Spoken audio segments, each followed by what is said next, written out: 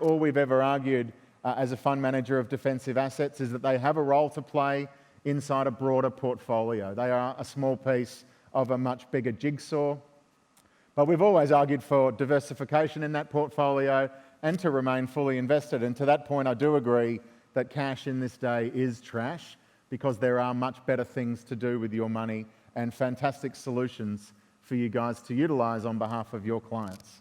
But with this safety net underneath the markets, where we will continue to offer additional liquidity seemingly all around the world, be that in the United States, be that out of the ECB, it is likely to be very supportive for all assets again.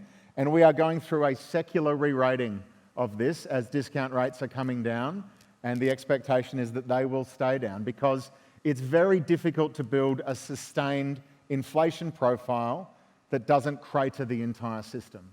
Now, that is not to say that inflation can rise. Of course it can. As bond yields can rise, bonds can sell off a bit. But we need to be very careful about talking about 5% inflation.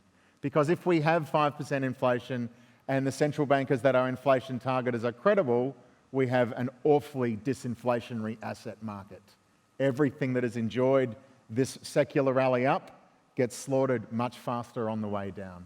And so it's our contention that after this 35 years of declining long-term interest rates, we're very likely to have a broad period here where they're not going to do too much, notwithstanding they'll rise and fall a little bit.